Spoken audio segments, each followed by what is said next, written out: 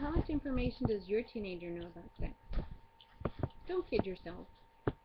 Our kids know more than we think they do. They're talking about it with their friends, and they're talking about it at school.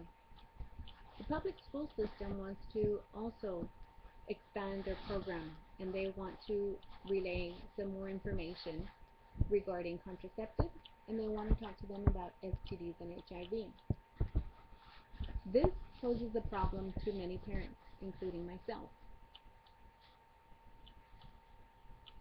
The reason is because it causes a contradiction between family values, religious beliefs, and moral values.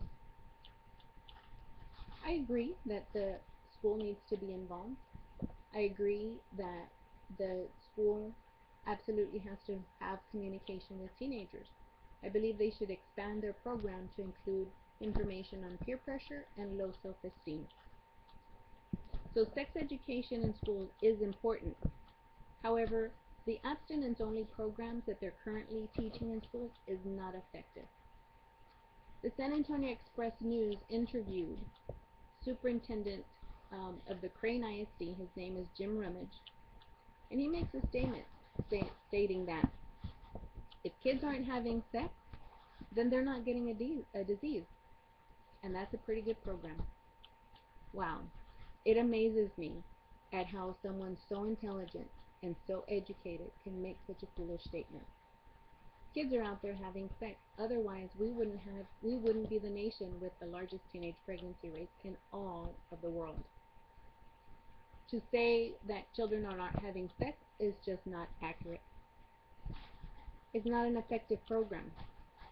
According to an article in WebMD by Lisa Habib and Dr. Louise Chang, they report that sometimes their sex education programs focus too much on the negative. Jen Brown, an RN at the Seattle Children's Hospital, also reports that scare tactics don't work on teenagers. I agree with that. Being the mother of a teenager myself, I can attest to that. Scare tactics don't work on teenagers. So threatening them about STDs and pregnancies really is not effective. Teenagers know a lot of their friends who are having sex and who aren't pregnant and don't have a disease. So that sentence is irrelevant to them. Schools need to focus on self-esteem programs and peer pressure programs.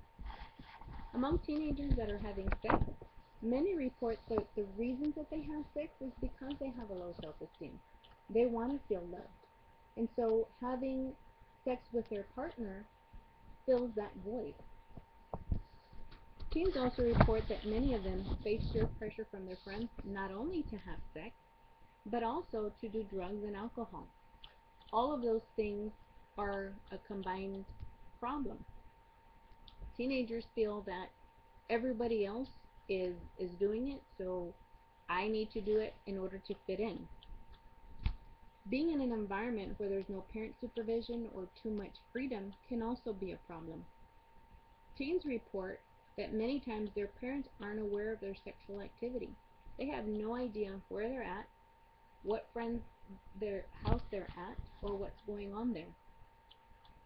A survey conducted by the National Longitudinal Survey of Youths reports that 2/3 of teenagers who are sexually active have had sex in their own home, many times when their parents are there, or at a boyfriend or girlfriend's house, or at a friend's house. Wow. I often tell my children, don't ever put yourself in a position where something can go wrong. It amazes me that this number is so high. 2/3 of children in their own home, sometimes with parents present. Wow. We need to be more active in our kids' lives, and we need to be able to have better communication with them. Teens face an enormous amount of peer pressure from their friends. So for this reason, it's important for us as parents to be involved in their lives and know who their friends are, know where they're going, and be active in their lives. It's not easy to be a teenager these days, absolutely. There's so many things around them, and it doesn't help that social media, that games, television, movies, music, magazines, all of those things also are a problem. You can't even turn on the television anymore and watch a commercial without it having some kind of a sexual reference.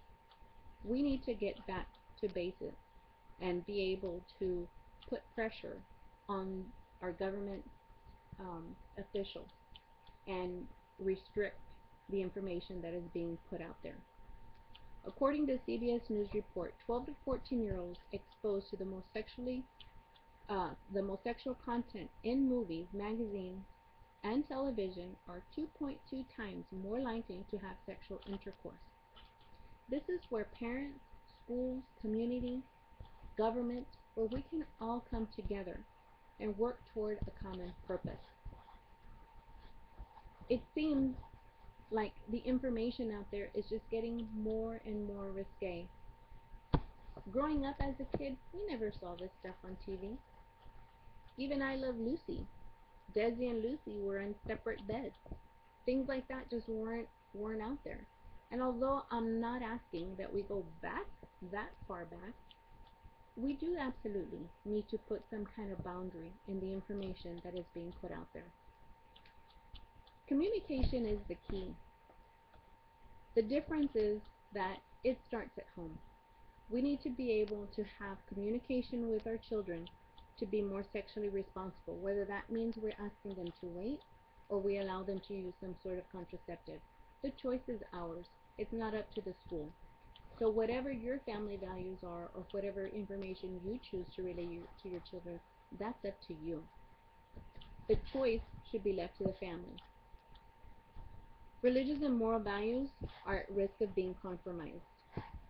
Together, if we work with the community and put pressure on the government to put some type of boundary on the games, television, movies, magazines, into all of that type of media outlet, hopefully we can put an end to the information that is being put out there.